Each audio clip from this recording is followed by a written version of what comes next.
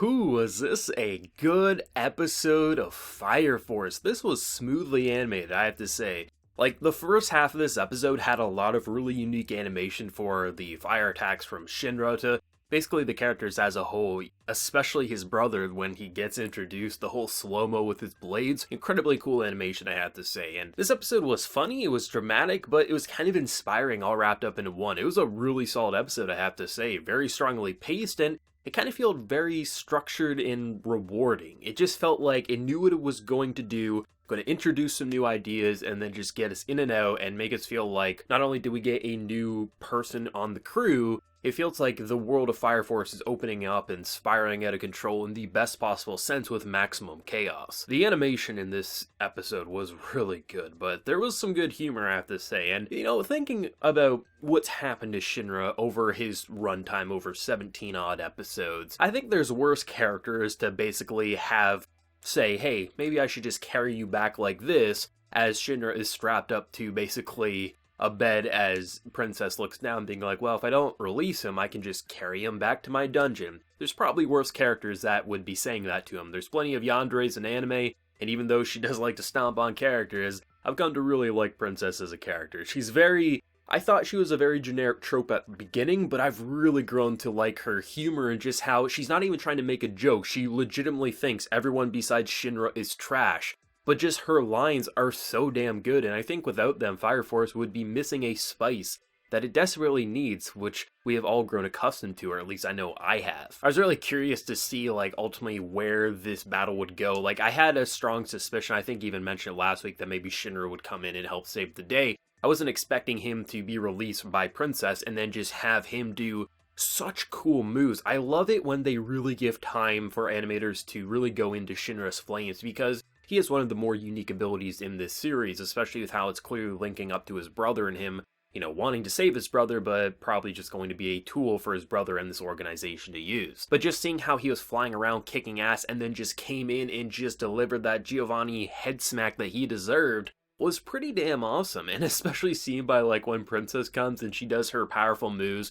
wipes the floor with everyone on the outside, but then gets knocked out shortly after. It's like, you gotta love Fire Force and his comedic direction. It knows when to drop a funny moment, a funny line, and you're just never expecting it, or at least I know I'm not. And this was pretty fun because, I figured no one was gonna die here, but I wasn't sure, how they would be able to separate themselves from the situation, and the fact that he ended up with the key to this, basically, door that he wanted, it's there's some bad things that are probably gonna happen, and based on whatever Vulcan's family made, it probably don't want that key falling into this cultist's hands, and it's going to be interesting to see what the end result is going to be for that plotline itself. But, it kind of felt like everything was going pretty smoothly, and I was like, okay, I guess, they're going to retreat, Vulcan's probably going to join up with the crew because they saved his life, clearly aren't bad people, but then they introduced the brother. And I wasn't expecting this whatsoever. I think even though the foreshadowing was there with the whole his leg was activating weirdly, I thought maybe it was something to do with the cultists and they were, linking on to him and trying to manipulate his mind. I wasn't expecting it to be this link between brothers. It obviously makes sense, but I wasn't expecting it. And just to see the difference between one brother acting in disgust as if this person is vile, and then another is just being like, look how cute my brother is, ladies watch out, because he's gonna get your eyes latched onto him. It's just disappointing for Shinra. It's this man clearly wants his family, he wants to keep the promise he made to his mother, and then his brother is just so OP, you can't even see where he moves, and he either knocks you out or nearly kills my favorite character, Arthur. It's whoa, okay.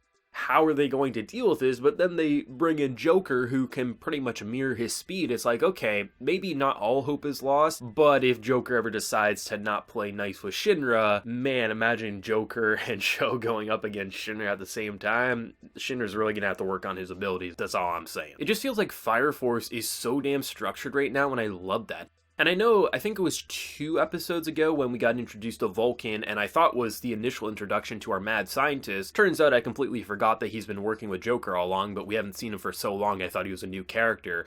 I really like the kind of combination of Joker and our mad scientist lunatic, who clearly isn't completely righteous, but I don't think is completely evil either. Because, Joker constantly says he's a hero, right? I think he definitely perceives himself as a hero, but I perceive him more as maybe a anti-hero, something like that. He's not clearly good, he's not clearly evil, he's doing things that aren't by the book, but not always all that wrong either. And I like having a character like that, especially when we're dealing with cultists, a corrupt fire force, a not so corrupt fire force, and then you got a lunatic who might be on your side one day and then might say you're the villain the next, right? So it's going to be interesting to see how Joker's going to link up with, Company 8 and how our new characters are going to link up with them, because obviously we can trust in Vulcan, but the other man, not so much. But at the same time, I don't completely distrust him, but I don't completely trust him either, and that's a really cool feeling, especially because this series has been pretty good at saying, okay, don't trust anyone in the Fire Force. And when we do trust people in the Fire Force, it's after a lot of episodes and we're like, okay, I guess they proved their worth. However, now it's I don't know what I want to feel about a couple of these characters, and it could go either way, and it would honestly work for the narrative, which is a really fun feeling. I mean, it wasn't surprising that ultimately Vulcan was going to join by the end of the episode. I mean, they saved his life. They really proved that they aren't like any other Fire Force. I mean, they have this really sweet moment when they're all just eating dinner, and it's not what you expect, just kind of uptight and just kind of bullshit. Literally, Arthur and Shinra are arguing and fighting over who stole whose food. The girls are being like, oh, it's so great when someone else cooks, and oh god, we gotta up our girly charm because we're getting out-girlied by one of the guys in here, right? It's there's all these little moments. It's that's exactly what someone like Vulcan wants. A family. That's all he ever wanted, and his family nearly got killed, betrayed him, and he still believes that this girl will be able to be saved, as Lisa clearly isn't all that corrupt. She's most likely following Giovanni's and all their kind of words because that's what she was programmed to do, but she clearly wanted to reach out and grab his hand, but couldn't because she was terrified. But to see just the simple moments, when, they're waiting outside the door of the hospital, they're worried, is this kid gonna make it? And Shinra and Vulcan have this really sweet bonding moment of being no one has anything to apologize with, and they shake hands, or they actually fist bump. It's it's nice to have those moments, that human touch, because as amazing as it is to see the fire animation and see Shinra be a badass, or seeing any of the characters be a badass, whether they're an antagonist or a protagonist, it's those moments where characters laugh around the dinner table, or they shake hands, or they butt heads. Those are the moments that give you that human touch that feels like there's an unbreakable bond there. So when characters like Arthur do nearly get killed in an episode like this, that's why we're sweating, because he is that lunatic. He's a lunatic who will strap a donkey head on his crotch and pretend he's a knight, but he also will have the back of his fellow peers, and that's why we sweat bullets, because he's not just some joke character who, if he dies, no one's gonna care. People as a whole will care. Shinra would probably cry his eyes out, even though he would never say they're best friends, they clearly are. And that's what I love about Fire Force right now, is they're really narrowing down what they want this series to be. And I've said it for a few weeks now, actually over a month now, that this series has a vision, and I really, really hope that whatever the final stretch of the episodes will deliver for the first season of Fire Force, I hope it will continue on the emotional pull. Give me more Shinra and his brother. Give me more family dilemmas, and give me more stakes where it feels like, even as cool as our characters are, they aren't invincible, and characters like just Shinra's brother could completely shake up and even kill a character. You're not expecting things like that, especially if you compare it to the intro. And now look at where Fire Force has come. If people were enjoying it even a tad in the beginning, the second core is delivering pure, unfiltered fire, and I am loving it. It feels nice to walk in and out of an episode of Fire Force lately and just not even be worried that it's just going to be completely tropes and gimmicks. Yeah, sure, they're there in the background, but the core things that I've been loving is the more emotional storytelling that is really, really good right now. I mean, overall, this episode felt well polished. Obviously, some of the more mundane dialogue scenes, they weren't animating faces all that well, but I mean, the main things that they needed to make smooth, make vibrant, make it complete and utter eye candy that people are going to make gifts out of, absolutely they delivered, and a good amount of this episode was actually action, and I didn't see many dips in terms of that department, which was really surprising, especially seen by how much had to move, especially with the flames. This episode was great, characters on point, some of the comedy was on point, but most importantly, the dramatic and really sweet emotional sides was just really pleasant to witness. I'm really having a lot of fun with Fire Force right now, and I can't wait to see where our new characters are going to go, but most importantly, where Shinra's brother's going to go now that he has been fully revealed, and clearly there's a difference of opinions on what it means to be brothers. I actually don't compliment it too much, but there's certain episodes, especially ones like these, where the voice actors are really, really powerful. I especially liked Shou's voice actor, as well as just Vulcan's disappointment and disbelief.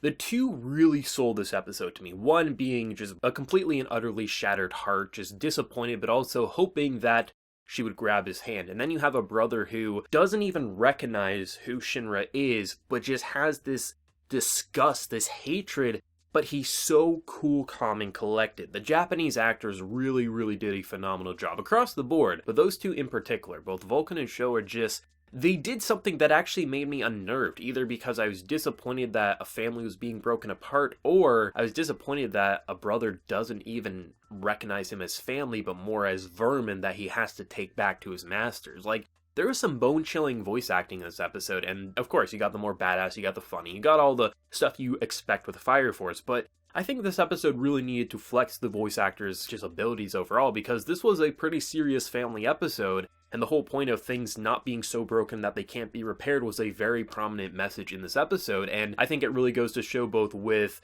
obviously Vulcan's family, now his new family, and, you know, the things that he did lose. You can always repair, you can always fix it, but I think the most important thing that needs to be repaired and fixed, and can it? I don't know, would be the whole brother dynamic, and that was a really fun message overall, and the voice actors deserve major praise in my honest opinion, because they were damn good, but then again, maybe only I thought they were, and everyone else is like, oh, they should have gave more emotion, but for me, they definitely delivered what I was expecting for basically this whole performance overall. What did everyone think of this week's episode of Fire Force? Did you love it as much as myself, or was it a bit of a letdown? Whatever you're feeling, do let me know down in the comment section below. If you did enjoy this video, be sure to drop a like, and also hit that subscribe button if you haven't been new. So until next time, everyone, please take care, and have a good one.